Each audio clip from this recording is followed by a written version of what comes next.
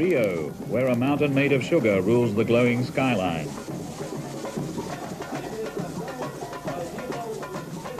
Rio, where the per capita income would buy 1 cc of petrol for an old Coventry Climax. Rio, where the happy populace dress up every second day to provide fiesta footage for foreign camera crews.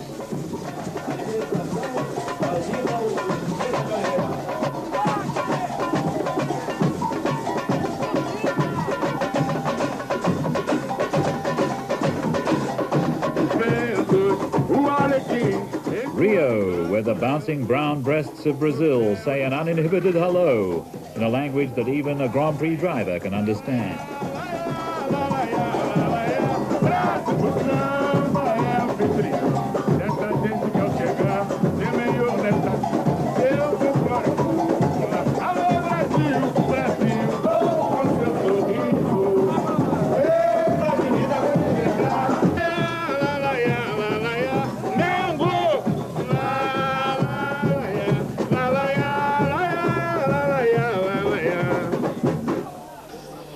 The circuit is at sea level, like the beaches, but what could stop the turbos now?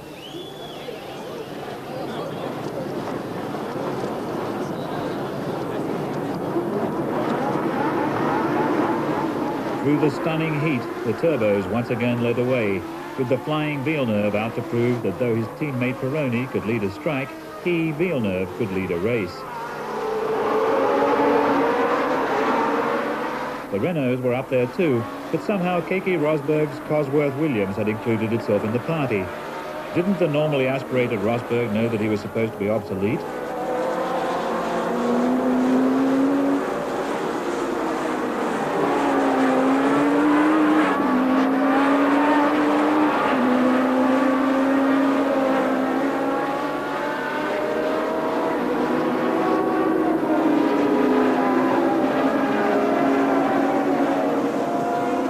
Piquet was also much in evidence, moving at a speed that was not supposed to be in the script, moving even faster than Rosberg.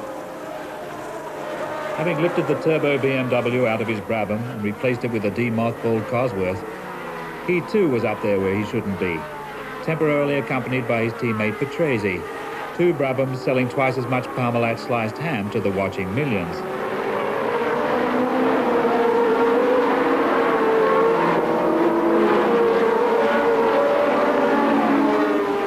But for the moment, it didn't matter whether people were changing one kind of engine for another or running the car with a different kind of engine at each end, because Villeneuve was out in front showing what sheer brilliance can do.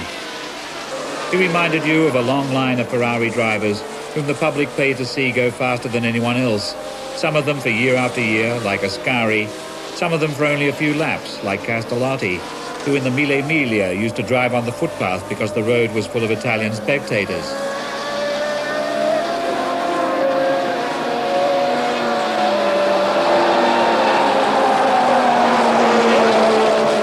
Brabhams and Rosberg's cheeky Williams stayed in amongst the majestic Renaults.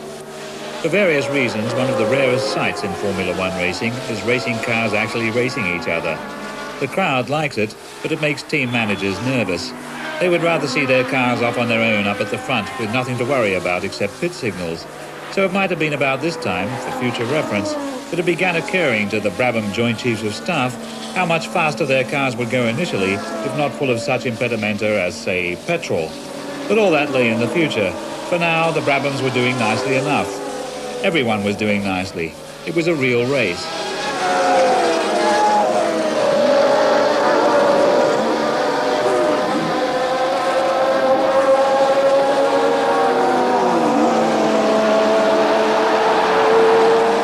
When Piquet went past Arnoux, the prospective Mrs. Piquet liked it. Until lap 30, it was a triangular nail-biter between Villeneuve, Piquet and Rosberg. Piquet went past Rosberg and the whole of Brazil liked it.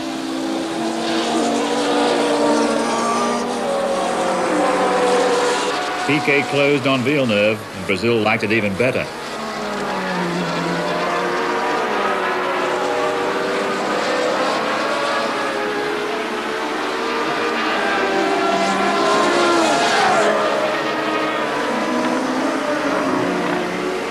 But then Rosberg passed Piquet and Brazil hated it.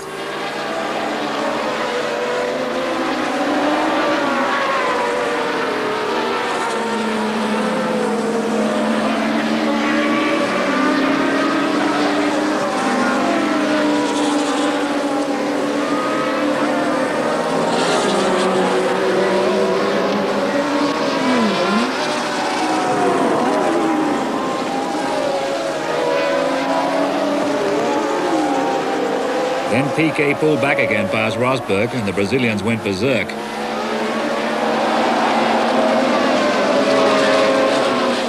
Piquet was up with Villeneuve, they went insane.